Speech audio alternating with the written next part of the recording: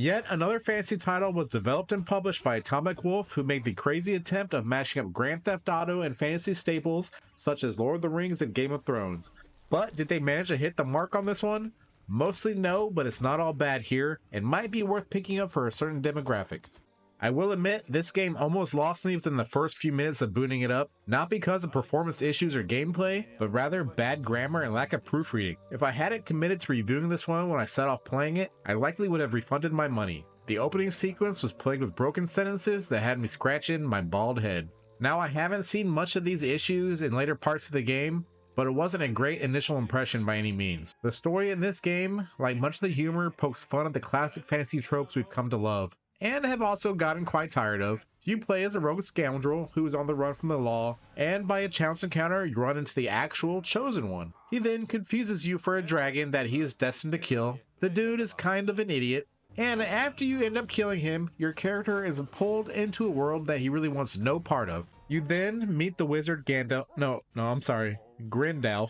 who asks you to assume the mantle of Chosen One so the kingdom doesn't plunge into chaos. The Chosen One was destined to bring balance to the world after the original king was eaten by the dragon, which is pretty much the basis of the plot of the story. This game is touted as an open world RPG, but there's very few RPG elements to find here. There's no inventory, no skill tree, no leveling up, so it's quite bland in that regard for a game released in 2024. You pick up a bunch of weapons along the way, but the only way to pick the one you want is to cycle through all of them until you land on it.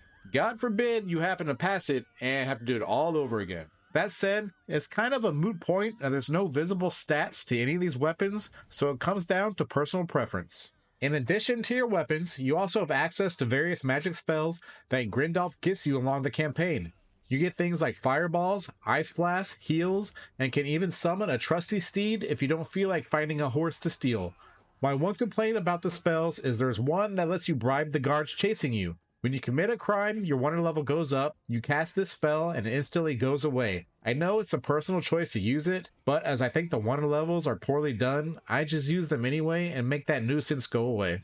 Now that we've talked about weapons and spells, let's talk about the combat a little bit. It's pretty damn weak, to be honest with you. It's mostly just whack, poke, whack, roll away, whack, poke, whack, roll away, rinse and repeat. It gets old pretty quickly. The spells do add some diversity to the combat, but when you start freezing everybody and killing them while frozen, it takes any difficulty out of the combat completely away. Alright, let's go back and talk wonder levels and the GTA aspect of this game. As I mentioned earlier, it's poorly done. You run people over, kill them, commit crimes, your wonder level goes up, a la GTA. It's a cool concept in principle, and the guards chasing you with the red and blue lights are pretty comical while they're on their horses, but things never get very hectic like in GTA games. One or two guards come at you at a time, try to put you down, but as combat's pretty easy, it's never a challenge to get away from them or just to kill them. I'd have liked to see them go a little crazier in like the GTA games where there's just a million guards coming at you all over the place, but unfortunately it never gets to that point. Alright, there's a couple more issues I want to bring up before I get into what I think is good in this game. Let's start with the controls. I played this with an Xbox controller, and for the most part it feels awfully clunky. You're running into things that stop any movement way too often, and you have to be dead on aim to hit any of your spells. It just doesn't ever feel right. Then one of the most egregious things about this game is there's no manual save options. The only saves you get are after you finish a quest. There's a lot of side things to do around the map, and if you spend an hour or so doing it all, there's no way to save any of that progress unless you finish up a quest. It's just a weird omission in this day and age. I know I've shit all over this game so far, but it isn't all bad. And with all its flaws, I think I've enjoyed my time in it more than I've been displeased with it. That's because the writing and humor hit pretty well with me. I'm a huge geek at heart. I love Lord of the Rings, love Game of Thrones, love Wheel of Time. If it's fantasy, I probably enjoy it. From stumbling upon a nudist elven colony with a naked elf choking his flamingo, to a blonde chick with a dragon tattoo on her arm that says she's gonna burn everything down for no apparent reason, this game really makes fun of the fantasy genre and tropes in an amusing way. I was always excited and eager to see what kind of Easter eggs and such I'd find next. Before we get to the final verdict, please take a moment to like this video and subscribe to the channel.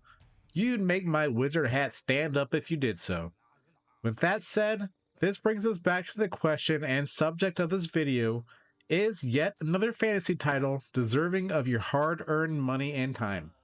Even though I have enjoyed a lot of the humor and such in this game, I can't in good conscience recommend anyone spend their money on this game in its current state. Now, you might get some enjoyment out of it if you're heavily into fantasy like I am, but I think for the vast majority of you all, this game is an easy pass. As always, thanks for watching, and until next time, Shimmy signing out.